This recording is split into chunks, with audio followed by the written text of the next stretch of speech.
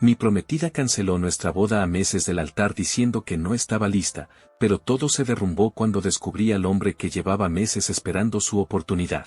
Antes de que empiece todo, deja tu like y suscríbete al canal. Nunca pensé que iba a escribir algo así, pero neta ya no sé con quién hablarlo sin que me vean como el villano o como el pobre pendejo que no se dio cuenta.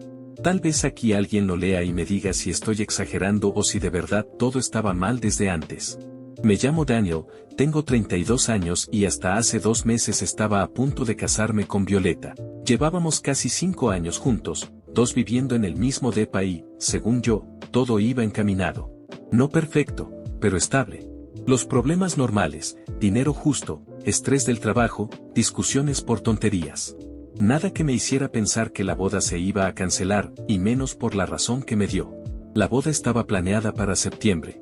Ya habíamos apartado el salón, el fotógrafo, el DJ, incluso el viaje de luna de miel a Colombia. Mis papás ya habían soltado una lana, los suyos también. Yo traía el anillo desde hacía meses y ella era la que más emocionada estaba, o eso creía. Todo se empezó a torcer un martes en la noche. Yo llegué del trabajo como a las 8, cansado, con la cabeza hecha bolas. Violeta estaba sentada en la sala, sin la tele prendida, con el celular boca abajo. Desde que abrí la puerta sentí algo raro, pero no pensé mucho. Le di un beso y me dijo tenemos que hablar. Clásico. Nunca es buena señal. Se veía nerviosa, pero no enojada. Más bien como alguien que ya tomó una decisión y está buscando cómo decirla sin verse mal. Me senté y esperé. Lo que me dijo todavía me suena absurdo cuando lo recuerdo. Que había estado pensando mucho, que sentía que la boda se estaba volviendo algo impuesto, que no se sentía lista, que necesitaba tiempo, que no era justo para ninguno de los dos casarnos así. Yo me quedé en blanco. Le pregunté si había pasado algo, si había alguien más, si había hecho algo mal. Me dijo que no, que yo no tenía la culpa de nada, que simplemente ya no se sentía igual. Le pregunté por qué justo ahora, faltando 3 meses. Me dijo que había sido por una discusión que tuvimos la semana anterior, una discusión completamente estúpida por quién iba a pagar el arreglo del coche. Eso fue lo que usó como ejemplo de que no estábamos alineados. Ahí fue cuando empecé a sentir que algo no cuadraba. Cancelar una boda por una pelea por dinero no tenía sentido. Yo traté de mantener la calma, le dije que todas las parejas pelean, que eso no significa que todo esté mal. Ella solo repetía que necesitaba espacio. Esa noche dormimos en la misma cama, pero cada quien volteado para su lado.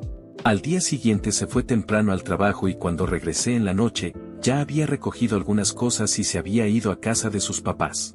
Los días siguientes fueron un infierno, llamadas incómodas con familiares preguntando qué había pasado, proveedores pidiendo confirmaciones, mis papás tratando de no decir te lo dije. Violeta apenas me contestaba los mensajes y cuando lo hacía era con respuestas cortas, frías. Una semana después nos vimos para hablar bien. Fuimos a un café. Yo todavía tenía la esperanza de arreglarlo. Ella no. Me repitió lo mismo, no se sentía lista, necesitaba tiempo, no era justo seguir. Le pregunté si ese tiempo significaba terminar o solo pausar la boda. Me dijo que no lo sabía. Eso me destrozó más que un ya no te amo. Salí de ahí con una mezcla de coraje y tristeza. Algo no me estaba diciendo, estaba seguro. No era solo miedo al compromiso. Había algo más detrás. Y entonces apareció Sofía, su hermana menor. Sofía y yo siempre nos llevamos bien. Nunca fuimos súper cercanos, pero había confianza. 2 días después de la charla en el café, me escribió por WhatsApp, oye, ¿podemos hablar? Creo que Violeta no está siendo honesta contigo. Eso fue como una patada en el estómago. Quedamos de vernos en una cafetería cerca de su universidad. Sofía llegó tarde, se veía incómoda, como si estuviera traicionando a alguien. Antes de decirme nada me pidió que no me enojara con ella. Mala señal. Me dijo que Violeta llevaba meses dudando de la boda, pero no por las razones que me había dicho. Que desde diciembre había empezado a cambiar. Que se la pasaba hablando con alguien por Instagram. Que decía que era un amigo, pero nunca daba detalles. Yo sentí que la sangre se me iba a los pies. Le pregunté directo si había sido infiel. Sofía me dijo que no lo sabía con certeza, pero que no creía que fuera tan simple. Que el problema no era solo otra persona. Según ella, Violeta estaba convencida de que yo no estaba a su nivel. Así, tal cual. Que yo me había quedado estancado. Que mis planes eran muy chicos. que su círculo de amigas le metía ideas en la cabeza sobre merecer algo más. Eso me dolió más que cualquier infidelidad, porque muchas de esas inseguridades ya las había sentido yo antes, pero nunca pensé que ella las compartiera. Sofía me dijo que la discusión del coche fue solo la excusa perfecta, que Violeta llevaba tiempo buscando una razón aceptable para cancelar la boda sin quedar como la mala, y que cuando sus papás empezaron a presionarla con los pagos y los invitados, se paniqueó. Le pregunté por qué me lo estaba diciendo. Me respondió que porque no le parecía justo que yo cargara con la culpa de algo que no había provocado. Y porque, según ella, Violeta estaba contando otra versión de la historia donde yo era controlador y poco ambicioso. Eso fue el punto donde dejé de sentir tristeza y empecé a sentir coraje. Nos despedimos raro. Sofía me pidió que no la quemara, que Violeta no sabía que me había hablado. Yo le dije que no sabía qué iba a hacer, pero que necesitaba escuchar la verdad de Violeta, no medias palabras. Esa noche le escribí a Violeta. Le dije que necesitábamos hablar de nuevo, pero ahora con todo sobre la mesa. Me tardó horas en contestar. Cuando lo hizo, solo dijo, ¿quién te dijo algo? Ahí supe que Sofía tenía razón, y que lo que venía no iba a ser bonito. La última vez que revisé el celular esa noche, vi que Violeta estaba escribiendo, y borrando el mensaje una y otra vez. Vi como el globito de escribiendo, aparecía y desaparecía varias veces. Pasaron como 10 minutos así hasta que al final llegó el mensaje, no quiero hablar de eso por WhatsApp. Mañana podemos vernos. No dormí casi nada. Me quedé dándole vueltas a todo, repasando conversaciones viejas, momentos que antes me parecían normales y ahora se sentían raros. Cosas pequeñas, comentarios sobre amigos exitosos, comparaciones disfrazadas de broma, silencios cuando yo hablaba de mis planes. Nunca me reclamó nada directo, pero ahora todo encajaba de una forma bien incómoda. Nos vimos al día siguiente en el mismo depa. Me dijo que pasaría por algunas cosas y que aprovecháramos para hablar. Llegó con una calma que me sacó de quicio. Como si ya hubiera ensayado todo. Al principio fue pura evasiva. Que estaba cansada, que no quería pelear, que no entendía por qué yo estaba tan insistente. Yo le dije que su hermana me había buscado. Ahí cambió la cara. No gritó, no lloró, pero se puso a la defensiva de inmediato. Me preguntó qué me había dicho. Le resumí lo básico, sin meter a Sofía en problemas. Le dije que sabía que la pelea del coche no era la verdadera razón. Que sabía que llevaba meses dudando. Que necesitaba que fuera honesta conmigo, aunque doliera. Se quedó callada un buen rato. Luego me dijo algo que todavía me retumba, no es que tú seas malo, es que siento que voy más rápido que tú. Ahí empezó todo. Me dijo que sentía que yo estaba cómodo con poco. Que ella quería crecer, viajar más, aspirar a cosas más grandes. Que no quería verse a los 40 viviendo igual que ahora. Yo le pregunté por qué nunca me lo dijo así, de frente. Me contestó que no quería presionarme ni hacerme sentir menos. Eso me encabronó. Porque decidir por mí que puedo o no manejar también es una forma de menospreciar. Se lo dije. Me respondió que no era eso, que simplemente había cosas que yo no entendía porque no vengo de donde ella viene. Ahí me cayó el 20 de que ya no me estaba hablando como pareja, sino como alguien que se siente por encima. Le pregunté si había alguien más. Me dijo que no, pero que sí había conocido gente nueva que le había abierto los ojos. Gente con otra mentalidad. No dijo nombres. No hizo falta. Le pregunté entonces por qué aceptó casarse conmigo. Me dijo que en ese momento lo quería, pero que el amor no siempre es suficiente. Esa frase me rompió algo por dentro. La conversación terminó mal. No hubo gritos, pero sí mucha frialdad. Se llevó más cosas y antes de irse me dijo que esperaba que con el tiempo lo entendiera. Cerró la puerta y me quedé solo en un depa que de pronto se sentía prestado. Pensé que eso sería lo peor. Me equivoqué. 2 días después me habló mi mamá.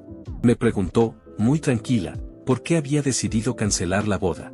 Le dije que yo no la había cancelado. Me respondió que Violeta y su mamá les habían dicho otra cosa. Que según ellas, yo había empezado a dudar, que estaba inseguro, que necesitaba resolver cosas personales. Me ardió el pecho. No solo me había dejado, también estaba reescribiendo la historia para no quedar mal. Empecé a recibir mensajes raros de familiares, algunos preocupados, otros medio juzgones. Nadie me preguntó directamente qué había pasado. Todos ya tenían su versión. Le escribí a Violeta reclamándole. Me respondió que no había dicho nada malo, que solo había sido diplomática, que no quería que me vieran como el malo. La ironía casi me da risa. Ese mismo día me habló un amigo en común. Me preguntó si era cierto que Violeta me había terminado porque yo no quería avanzar en la relación. Le dije que no. Me contestó, pues eso es lo que ella anda diciendo. Ahí entendí que el daño no iba a ser solo emocional, también iba a ser social. Ella estaba cuidando su imagen y yo estaba quedando como el tipo inmaduro que no supo comprometerse. Decidí hablar con Sofía otra vez. Quedamos de vernos rápido. Le conté lo que había pasado. Ella suspiró y me dijo que no le sorprendía, que Violeta siempre había tenido esa necesidad de verse bien ante todos, incluso a costa de otros. Me dijo algo que no esperaba, que Violeta ya estaba saliendo mucho con un grupo nuevo de amigos, gente con dinero, viajes constantes, restaurantes caros. Que no estaba oficialmente con nadie, pero que sí había alguien en particular con quien hablaba diario. Un tipo mayor, con negocio propio. No supe qué sentir. Celos, humillación, alivio de no estar loco. Todo junto. Esa noche revisé cosas que nunca había querido revisar. No su celular, porque ya no vivía ahí, sino recuerdos. Fotos, mensajes viejos, planes que habíamos hecho. Me di cuenta de cuántas veces yo había cedido para no generar conflicto. Cuántas veces minimicé comentarios que ahora se veían como banderas rojas. Al día siguiente me llegó un correo del salón de eventos. Me decían que si cancelábamos esa semana, solo perderíamos el anticipo. Si esperábamos más, la penalización sería mayor. Le escribí a Violeta para preguntarle qué íbamos a hacer con eso. Me contestó horas después diciendo que lo viera yo, que confiaba en mi criterio. Otra vez soltándome la responsabilidad completa. Decidí cancelarlo. Perdí dinero, sí, pero no quería seguir atado a decisiones compartidas con alguien que ya no estaba. Cuando se lo dije, solo respondió con un gracias por encargarte. Eso fue lo que terminó de cambiar algo en mí. Dejé de verla como alguien confundida y empecé a verla como alguien cómoda con dejar que otros limpien su desastre. Esa noche me llegó un mensaje que no esperaba. Era del tipo con negocio propio. No lo conocía, pero sabía quién era. El mensaje era corto: hola, sé que es raro, pero creo que deberíamos hablar. El mensaje del desconocido seguía ahí, sin abrir, mientras yo me preguntaba qué carajos podía querer decirme ahora. Me quedé viendo el mensaje un buen rato antes de abrirlo. Parte de mí quería ignorarlo y ya, pero otra parte necesitaba saber hasta dónde llegaba todo esto. Al final le contesté con un simple dime. Me respondió casi de inmediato. Me dijo que se llamaba Andrés y que no quería problemas, pero que sentía que yo merecía saber algunas cosas. Quedamos de vernos al día siguiente en un café relativamente neutro. No le dije nada a Violeta. La neta, ya no sentía que le debiera explicaciones. Llegué primero. Cuando Andrés apareció lo reconocí de inmediato. No era el tipo mamón que me había imaginado, pero sí proyectaba esa seguridad incómoda de alguien que siempre cae bien. Se sentó, pidió café y fue directo al punto. Me dijo que conocía a Violeta desde hacía como 6 meses. Que se habían conocido por amigos en común. Que al principio solo hablaban, pero que con el tiempo la cosa se había vuelto más cercana. Yo lo interrumpí y le pregunté si habían sido pareja. Me dijo que no exactamente, pero tampoco negó que hubiera pasado algo. Eso fue suficiente. Le pregunté entonces por qué quería hablar conmigo. Me dijo que porque Violeta le había dicho que yo ya no estaba en la ecuación. Que la boda se había cancelado de mutuo acuerdo. Que yo estaba bien con todo. Dijo que algo no le cuadró cuando vio que seguíamos apareciendo juntos en fotos viejas y que yo todavía tenía cosas de ella en redes. Según él, hacía unos días Violeta le había pedido que bajara el ritmo, que no quería verse como la mala de la historia, y que en una de esas conversaciones soltó que yo era una persona difícil, con ego frágil, que no había sabido acompañarla en su crecimiento. Eso me prendió. No porque un desconocido pensara eso de mí, sino porque era exactamente el discurso que ya estaba usando con todos. Le dije mi versión, sin exagerar ni adornar. Le conté cómo me enteré, cómo canceló la boda, cómo se deslindó de todo. Andrés se quedó callado. Me dijo que no esperaba eso. Que Violeta siempre se presentó como alguien atrapada en una relación que ya no avanzaba. Que yo era parte del problema, no el centro. Antes de irse me dijo algo que no me gustó nada, que Violeta no estaba siendo honesta ni conmigo ni con él. Que ella parecía necesitar siempre tener una salida segura antes de soltar lo que ya tenía. No se disculpó, pero tampoco intentó justificarse. Se fue diciendo que no quería meterse más y que probablemente él también se iba a hacer a un lado. Salí de ahí con un nudo en el estómago, pero también con una claridad rara. Por primera vez dejé de preguntarme qué había hecho mal y empecé a ver un patrón que no tenía que ver solo conmigo. Ese mismo día Violeta me escribió. Me preguntó si había hablado con alguien. No dijo nombres. Le contesté que sí. Tardó horas en responder. Cuando lo hizo, explotó. Me dijo que cómo me atrevía a meterme en su vida. Que estaba violando su privacidad. Que eso confirmaba que yo era controlador. Le respondí que el que me buscó fue él, no al revés. Que si su versión fuera tan limpia, no habría nada que aclarar. Me dijo que yo estaba buscando culpables porque no sabía aceptar que se había acabado. Que siempre tenía que quedar como la víctima. Ahí fue cuando perdí la paciencia. Le dije que no estaba jugando a víctimas, que solo estaba cansado de cargar con una historia que no era cierta. Le mencioné lo que estaba diciendo de mí. Me contestó que estaba exagerando, que la gente entendía lo que quería entender, que ella no podía controlar eso. La conversación terminó con un mejor dejemos de hablar. Pasaron un par de semanas sin contacto. Yo empecé a acomodar mi vida como pude. Cambié cosas del depa, regresé al gym, salí con amigos que había descuidado. No estaba bien, pero al menos ya no estaba paralizado. Entonces pasó algo que no esperaba. Mi mamá me dijo que la mamá de Violeta la había buscado. Querían hablar conmigo. Supuestamente para cerrar ciclos. Acepté más por curiosidad que por ganas. Nos vimos en su casa. Violeta no estaba. Su mamá fue amable, pero muy calculada. Me dijo que lamentaba cómo se habían dado las cosas, pero que entendía a su hija. Que Violeta siempre había sido ambiciosa y que a veces uno tiene que tomar decisiones difíciles para no estancarse. Me preguntó qué planes tenía ahora. Si iba a cambiar de trabajo. Si pensaba aspirar a algo más. Todo sonaba menos a preocupación y más a evaluación. Le dije que mis planes eran míos y que no sentía que hubiera fallado en nada. Antes de que me fuera, soltó algo que me dejó frío. Me dijo que Violeta había estado considerando volver a hablar conmigo, pero que tenía miedo de que yo no hubiera cambiado. Como si el problema fuera que yo no había evolucionado lo suficiente en 2 meses. Salí de ahí con una mezcla de risa y coraje. No era solo Violeta. Era todo un entorno que justificaba sus decisiones mientras me pintaban como el obstáculo. Esa noche Sofía me escribió. Me dijo que Violeta estaba pasando por un mal momento. Que las cosas con Andrés no habían salido como esperaba. Que ahora estaba confundida y molesta. Me preguntó si yo estaría dispuesto a hablar con ella con calma. Por primera vez, no sentí urgencia. No sentí ganas de explicarme ni de arreglar nada. Le dije a Sofía que no lo sabía. Que necesitaba pensar. Minutos después me llegó un mensaje de Violeta. Solo decía, ¿podemos vernos? Necesito hablar contigo. Me quedé viendo el celular sin responder. No porque no me importara, sino porque por primera vez sentí que tenía una opción real de decir que no. El mensaje seguía ahí, esperando respuesta, y yo tenía que decidir si verla otra vez o cerrar definitivamente algo que ya no reconocía. Me tardé casi 1 hora en contestarle.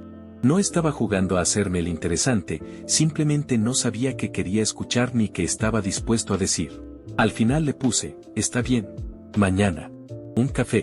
Nos vimos al día siguiente en un lugar neutral, nada cargado de recuerdos. Cuando llegó, se veía distinta. No arreglada para impresionar, sino cansada. Ojeras, ropa sencilla, cero actitud de yo estoy bien. Se sentó frente a mí y durante unos segundos ninguno dijo nada. Empezó ella. Me dijo que estaba arrepentida de cómo habían pasado las cosas. No de la decisión, aclaró, sino de las formas. Que se había sentido rebasada, presionada por muchas cosas al mismo tiempo, y que había tomado malas decisiones tratando de quedar bien con todos. Yo la escuché sin interrumpir. Ya no tenía esa urgencia de defenderme. Me dijo que con Andrés no había funcionado. Que al final no era lo que ella creía. Que se había dado cuenta de que había idealizado una vida que no era tan real como parecía desde fuera. No me pidió volver directamente, pero lo dejó flotando en el aire. Dijo que extrañaba la estabilidad que teníamos. Que conmigo se sentía segura. Ahí fue donde algo se acomodó en mi cabeza. Le pregunté si se había dado cuenta de que esa seguridad también tenía que ver con que yo siempre absorbía los golpes, que yo era el que resolvía, el que explicaba, el que quedaba mal. Se quedó callada. Le pregunté si, cuando canceló la boda, pensó en lo que yo iba a cargar solo. En las versiones que iba a escuchar mi familia. En el dinero, en la vergüenza, en el silencio. Me dijo que no lo había pensado así. Que estaba enfocada en sobrevivir ella. Le creí. Y justo eso fue lo que me terminó de alejar. Le dije que no dudaba de que me hubiera querido, pero que también era claro que, cuando tuvo que elegir entre hacerse responsable o proteger su imagen, eligió lo segundo, que cuando se sintió insegura, no habló conmigo, habló de mí. Y que eso, para mí, era una línea que ya no podía ignorar. Se le llenaron los ojos de lágrimas. Me dijo que había cambiado, que estaba yendo a terapia, que ahora veía las cosas distinto, que no quería perderme de su vida. No fue una escena dramática. No levantó la voz. No me reclamó. Solo estaba triste. Y eso fue lo más difícil. Le dije algo que nunca pensé decirle, que no dudaba de su proceso, pero que yo ya no estaba en el mismo lugar, que durante semanas había tratado de entenderla, de justificarla, de cargar con una historia que no era mía. Y que en ese proceso había aprendido algo importante, que no quería volver a una relación donde, ante el primer conflicto grande, yo fuera prescindible. Me preguntó si eso significaba un no definitivo. Le dije que sí. Que no porque fuera mala persona, sino porque ya no confiaba en que, cuando las cosas se pusieran difíciles, íbamos a estar del mismo lado. Pagamos el café en silencio. Antes de irse me dijo que esperaba que algún día pudiera perdonarla del todo. Le dije que no estaba enojado, pero que perdonar no siempre implica regresar. Nos despedimos con un abrazo corto, incómodo, como de dos personas que ya no saben bien quiénes son para el otro. Salí de ahí tranquilo. No feliz, pero tranquilo. Los días siguientes fueron raros. Hubo mensajes que no contesté, comentarios que me llegaron por terceros, intentos sutiles de no cerrar la puerta del todo. Yo fui claro sin ser cruel. No había espacio para ambigüedades. Hablé con mis papás y les conté todo sin suavizarlo. Por primera vez sentí que no tenía que cuidar la imagen de nadie. También hablé con amigos que habían escuchado la otra versión. Algunos se disculparon, otros solo cambiaron de tema. Me di cuenta de quienes estaban dispuestos a escuchar y quienes preferían la historia más cómoda. Con Sofía quedé bien. Me dijo que respetaba mi decisión y que, aunque le dolía por su hermana, entendía por qué había llegado ahí. No me pidió que la ayudara ni que reconsiderara nada.